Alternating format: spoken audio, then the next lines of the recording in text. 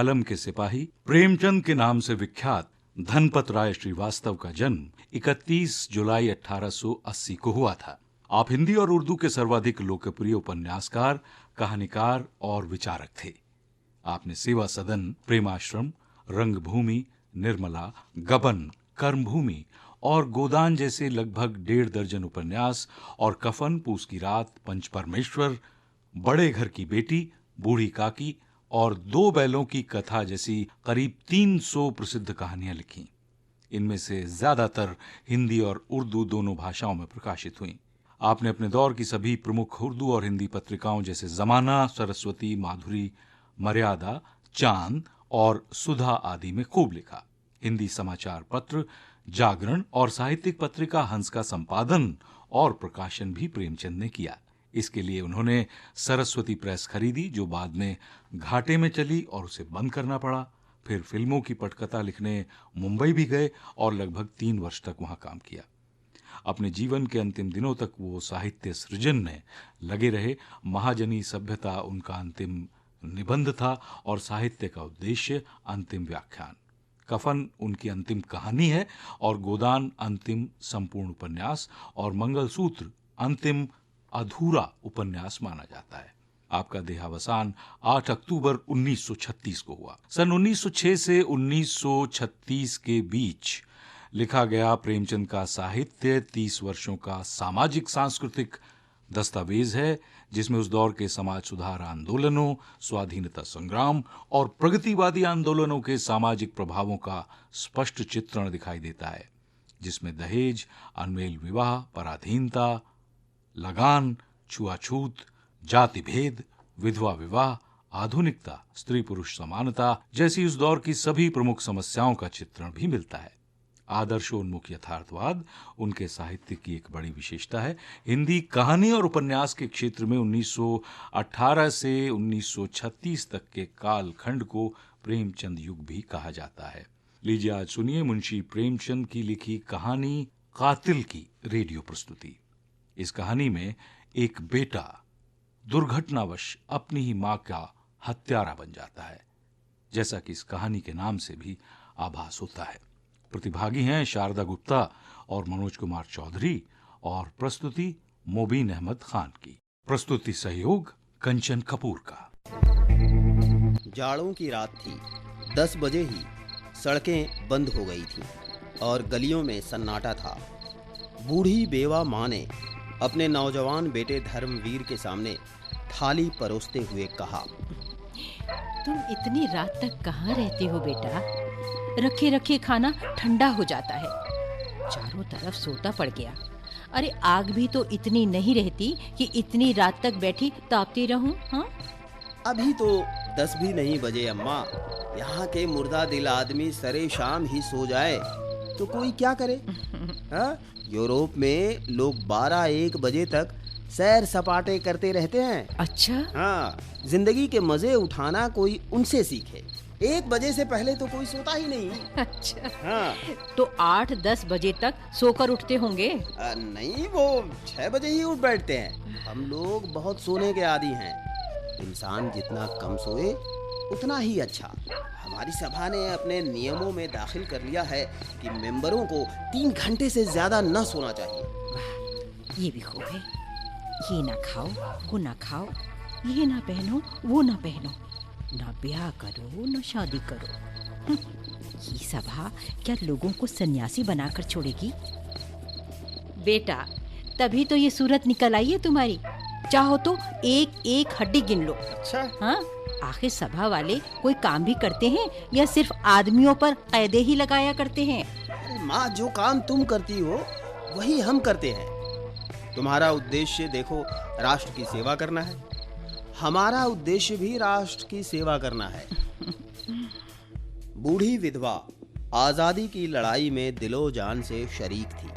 10 साल पहले उसके पति ने एक राजद्रोहात्मक भाषण देने के अपराध में सजा पाई थी।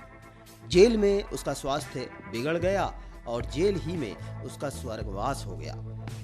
शुरू में उसका नौजवान बेटा भी स्वयं सेवकों में शामिल हो गया था, मगर इधर 5 महीनों से वो इस नई सभा में शरीक हो गया और उसको जोशीले कार्यकर्ताओं में समझा जाता था। बेटा, तुम्हारी सभा का कोई दफ्तर है? हाँ है। उसमें कितने मेंबर हैं? अभी तो सिर्फ 50 मेंबर हैं। देखो अम्मा, किसी से कहना मत, वरना सबसे पहले मेरी जान पर आफत आएगी। मुझे उम्मीद नहीं कि पिकेटिंग और जुलूसों से हमें आज़ादी हासिल हो सके। ये तो अपनी कमजोरी और बेबसी का साफ ऐलान है। झंडियां निकालकर और गीत गाकर कौमें आज़ाद नहीं हुआ करती। तो यहाँ के लोग अपनी अक्ल से काम नहीं लेते। एक आदमी ने कहा यूं स्वराज मिल जाएगा, बस आंखें बंद करके उसके पीछे हो लिए। समझी? क्या कह असली रहे हैं? चीज तो तभी मिलेगी अम्मा जब हम उसकी कीमत देने को तैयार होंगे। कीमत? तो उसकी कीमत क्या हम नहीं दे रहे? हमारे लाखों आदमी जेल नहीं गए बेटा, हमने डंडे नहीं खाए, अरे हमने अपनी जायदादें जब्त नहीं कराई क्या? इससे अंग्रेजों का क्या नुकसान हुआ बताओ? वे हिंदुस्तान उसी वक्त छोड़ेंगे जब उन्हें यकीन हो जाएगा कि अब वे एक पल भी नहीं रह सकते। अगर आज हिंदुस्तान के 1000 अंग्रेज कत्ल कर दिए जाएं, तो आज ही स्वराज मिल जाए। क्या कह रहे तू? एक गोरे अफसर के कत्ल कर देने से हुकूमत पर जितना डर छा जाता है, उतना 1000 जुलूसों से मुमकिन नहीं अम्मा। हे भगवान, इसकी रक्षा कर। मैंने क्या सोचा था, ये 4 पैसे कमाएगा, घर में बहू आएगी, एक टुकड़ा खाऊंगी और पड़ी रहूंगी। क्या होगा कुछ समझ नहीं आता। बेटा, तुम कैसी बातें कर रहे हो? क्या तुम समझते हो कि अंग्रेजों को कत्ल कर देने से हम आजाद हो जाएंगे? अरे हम अंग्रेजों के दुश्मन नहीं, हम इस राज्य प्रणाली के दुश्मन हैं। अगर ये राज्य प्रणाली हमारे भाई बंदों के ही हाथों में है और उसका बहुत बड़ा हिस्सा है, तो भी हम उसका इसी तरह विरोध करेंगे। बेटा समझो, मैं तुम्हारे पैरों में पड़ती हूँ, इस सभा से अपना नाम कटवा लो, खामखा आग में ना कूदो। मैं अपनी आंखों से ये दृश्य नहीं देखना चाहती कि तुम अदालत में खून के जुर्म में लाए जाओ। नहीं, इसका कोई डर नहीं अम्मा, हमने इसके बारे में काफी एहतियात कर ली है। गिरफ्तार होना तो बेवकूफ़ी है। हम लोग ऐसी हिकमत से काम करना चाहते हैं कि कोई गिरफ्तार ना हो। बेटा, ये तो और भी बुरा है।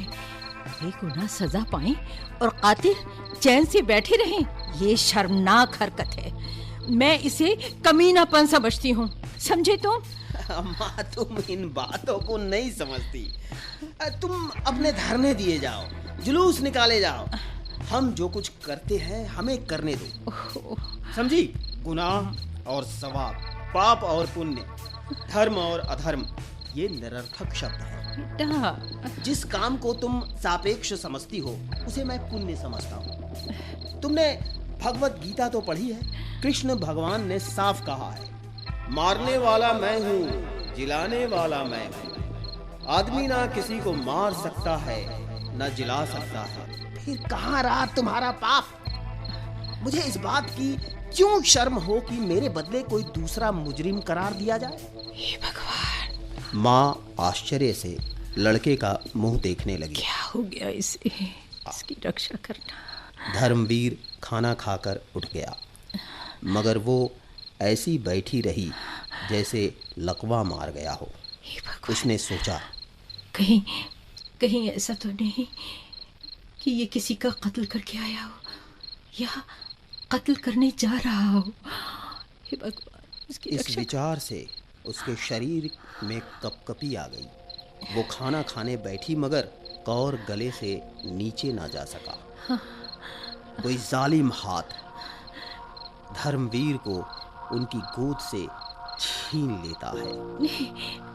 नहीं, मेरे बेटे को मत ले जाओ, मेरे बेटे को मुझसे मत छीनो। नहीं, रुक जाओ। वो उसे हटा देना चाहती थी।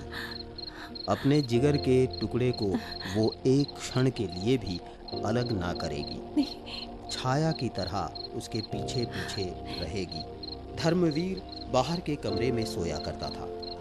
उसे ऐसा लगा कहीं वो ना चला गया हो। फौरन उसके कमरे में आई। धर्मवीर के सामने दीवट पर दिया जल रहा था। वो एक किताब खोले पढ़ता पढ़ता सो गया था। किताब उसके सीने पर पड़ी थी। माँ ने वहीं बैठकर अनाथ की तरह बड़ी सच्चाई और विनय के साथ परमात्मा से प्रार्थना की। हे भगवान, मेरे लड़के का हृदय परिवर्तन कर दे। मेरे बेटे के दिल में सेवा की कितनी उमंग है, कौम का कितना दर्द है, पीड़ितों से कितनी सहानुभूति है, मगर इसमें बूढ़ों की सी सूझबूझ, धीमी चाल और धैर्य है, तो इसका क्या कारण है? जो व्यक्ति प्राण जैसी प्रिय वस्तु को बलिदान करने के लिए तत्पर हो, उसकी तड़प और जलन का कौन अंदाजा कर सकता है?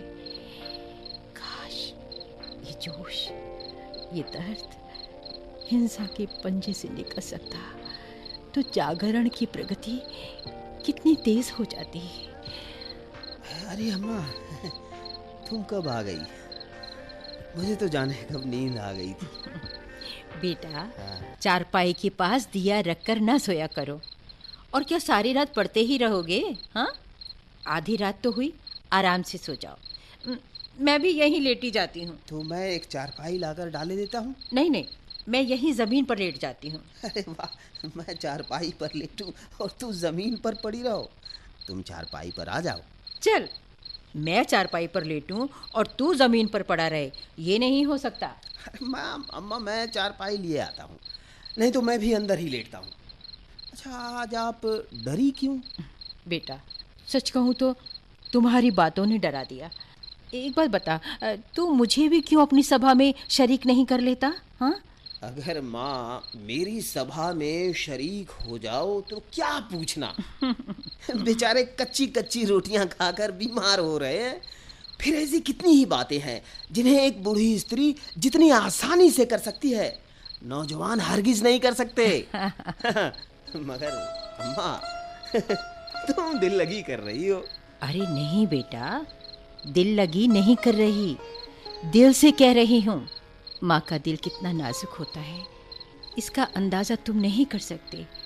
तुम्हें इतने बड़े खतरे में अकेला छोड़कर मैं घर पर नहीं बैठ सकती।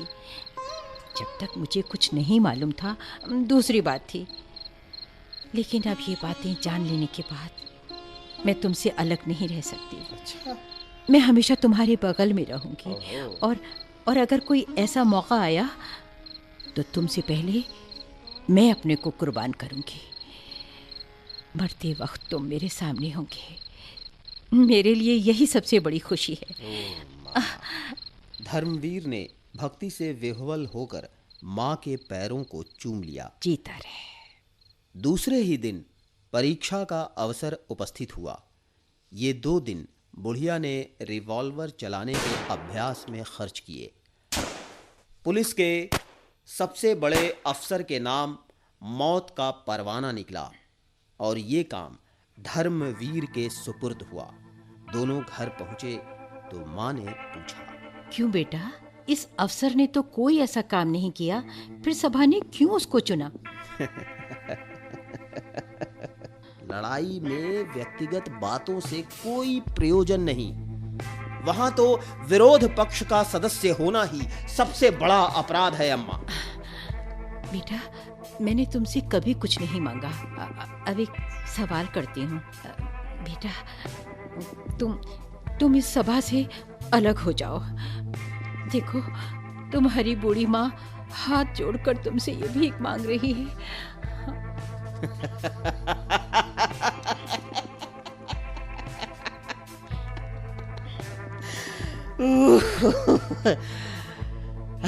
ये तो तुमने बेढब सवाल किया अम्मा। तुम जानती हो इसका नतीजा क्या होगा? जिंदा लौट कर ना आऊंगा। अगर यहां से कहीं भाग जाऊं तो भी जान नहीं बच सकती। सभा के सब मेंबर ही मेरे खून के प्यासे हो जाएंगे और मुझे उनकी गोलियों का निशाना बनना पड़ेगा। तुमने मुझे ये जीवन दिया है, इसे तुम्हारे चरणों पर अर्पित कर सकता हूं। लेकिन भारत माता ने तुम्हें और मुझे दोनों ही को जीवन दिया है और उसका हक सबसे बड़ा है। अगर कोई ऐसा मौका हाथ आ जाए कि मुझे भारत माता की सेवा के लिए तुम्हें कत्ल करना पड़े, तो मैं इस अप्रिय कर्तव्य से भी मुंह ना मोड़ सकूंगा। आंखों से आंसू जारी होंगे, लेकिन तलवार तुम्हारी गर्दन पर होगी। हमारे धर्म में राष्ट्र की तुलना में कोई दूसरी चीज नहीं ठहर सकती, इसलिए सभा को छोड़ने का तो सवाल ही नहीं है। हाँ, तुम्हें डर लगता है तो मेरे साथ ना जाओ। नहीं नहीं, ऐसी बात नहीं बेटा, मैंने तुम्हारे ख्याल से कहा था बेटा, वरना मुझे क्या डर। अंधेरी रात के पर्दे में इस काम को पूरा करने का फैसला किया गया था। धर्मवीर ने दोपहर ही को इस मौके का मुआयना कर लिया और उस खास जगह को चुन लिया जहां से निशाना मारेगा। साहब के बंगले के पास करील और करौंदे की एक छोटी सी झाड़ी थी, वही उसके छिपने की जगह होगी। साहब के क्लब जाने का वक्त 7 और 8 बजे के बीच था, लौटने का वक्त 11 बजे था। इन दोनों वक्तों की बात पक्की तरह मालूम कर ली गई थी। धर्मवीर ने तय किया कि 9 बजे चलकर उसी करौंदे वाली झाड़ी में छिपकर बैठ जाए। वहीं एक मोड़ भी था, मोड़ पर मोटर की चाल कुछ धीमी पड़ जाएगी, ठीक इसी वक्त उसे रिवॉल्वर का निशाना बना लिया जाए। ज्यों-ज्यों दिन गुजरता जाता था, बूढ़ी माँ का दिल भय से सूखता जाता था। हे भगवान। माँ ने धर्मवीर को देखा तो उसका चेहरा उतरा हुआ था। बेटा बेटा,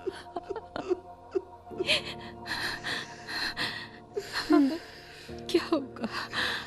कुछ नहीं क्या होगा होगा? माँ। चुप हो जा बेटा, चुप हो जा। चल चल बेटा, यहाँ से कहीं भाग चले। देख, किसी से कुछ कहने की जरूरत नहीं, यहाँ से बाहर निकल जाए जिससे किसी को खबर भी ना हो। अरे, राष्ट्र की सेवा करने के लिए और भी बहुत से रास्ते हैं। हाँ, ये नहीं हो सकता अम्मा। कर्तव्य तो कर्तव्य है, उसे पूरा करना पड़ेगा, चाहे रोकर पूरा करो चाहे हंसकर। हाँ, इस ख्याल से डर लगता है कि नतीजा न जाने क्या हो। मुमकिन है निशाना चूक जाए और गिरफ्तार हो जाऊं, या उसकी गोली का निशाना बनूं। नहीं, इस समय तो कुछ खाने को जी नहीं चाहता माँ। अब तैयारी करनी चाहिए। हाँ, तुम्हारा जी ना चाहता हो तो ना चलो, मैं अकेला चला जाऊंगा। नहीं नहीं बेटा, मुझे अपनी जान इतनी प्यारी नहीं है। मेरी जान तो तुम हो, तुम्हें देखकर जीती थी। तुम्हें छोड़कर मेरी जिंदगी और मौत दोनों बराबर है, बल्कि मौत जिंदगी से अच्छी है। चलो। धर्मवीर ने कुछ जवाब ना दिया। दोनों अपनी अपनी तैयारियों में लग गए। माँ की तैयारी ही क्या थी, एक बार ईश्वर का ध्यान किया, रिवॉल्वर लिया और चलने को तैयार हो गई। धर्मवीर को अपनी डायरी लिखनी थी। वो डायरी लिखने बैठा तो भावनाओं का एक सागर सा उमड़ पड़ा। ऐ दुनिया की दिलचस्पियों, रुखसत, देश भाइयों, अपने इस आहत और अभागे सेवक के लिए भगवान से प्रार्थना करना। मेरा देश लहलहाए, कोई बात नहीं, हम क्या और हमारी हस्ती ही क्या। मेरी अपने भाइयों से इतनी ही विनती है कि जिस समय आप आज़ादी के गीत गाएं तो इस गरीब की भलाई के लिए दुआ करके उसे याद कर लेना। डायरी बंद करके उसने एक लंबी सांस खींची और उठ खड़ा हुआ। कपड़े पहने, रिवॉल्वर जेब में रखा और बोला, अब तो वक्त हो गया माँ। दोनों खामोश घर से निकले। रास्ते में भी शब्दों का विनिमय न हुआ। झाड़ी में पहुंचकर दोनों चुपचाप बैठ गए। कोई आध घंटे के बाद साहब की मोटर निकली। धर्मवीर ने गौर से देखा। मोटर की चाल धीमी थी। साहब और लेडी बैठे थे। धर्मवीर ने जेब से रिवॉल्वर निकाला। नहीं बेटा, नहीं नहीं, मैं तुझे ऐसे नहीं करने दूंगी। ये तूने क्या किया अम्मा? ऐसा सुनहरा मौका फिर हाथ नहीं आएगा। मोटर में मेम भी थी, कहीं मेम को गोली लग जाती तो। अरे तो क्या बात थी? हमारे धर्म में नाग, नागिन और सपोले में कोई भी अंतर नहीं। तुम्हारा धर्म जंगली जानवरों और वहशियों का है, जो लड़ाई के बुनियादी उसूलों की भी परवाह नहीं करता। स्त्री हर एक धर्म में निर्दोष समझी गई है। वापसी के समय हरगिज ना छोड़ूंगा। मुश्किल से 20 मिनट बीते होंगे कि वही मोटर दूसरी तरफ से आती दिखाई पड़ी। धर्मवीर ने मोटर को गौर से देखा और उछलकर बोला, लो अम्मा, अब की बार साहब अकेला है, तुम भी मेरे साथ निशाना लगाना। नहीं नहीं बेटा, नहीं नहीं, अरे मुझे नहीं करने दूंगी, नहीं करने दूंगी तुझे। अम्मा, अम्मा, ये क्या हो गया? अरे कुछ तो दिखाई भी नहीं। कहाँ गोली लगी? अंधेरे में कुछ नजर भी नहीं आता। कहाँ गोली लगी, कुछ तो बताओ।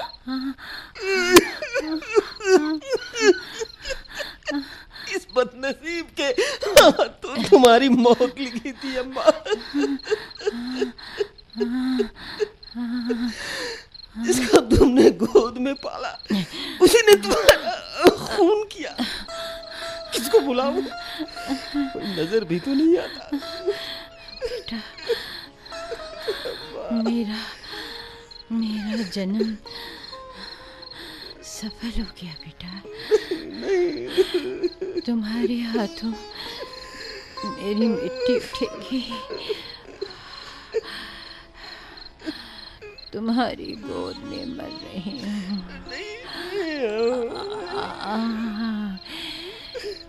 छाती में घाव लगा है। पता है, जो तुमने गोली चलाई, मैं तुम्हारे सामने खड़ी हो गई। अब बोला नहीं जाता। परमात्मा तुम्हें खुश रखे, यही मेरी दुआ है। मैं और क्या करती बेटा।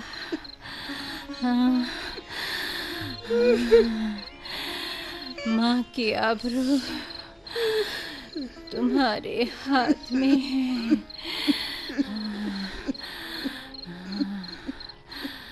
मैं तो चली।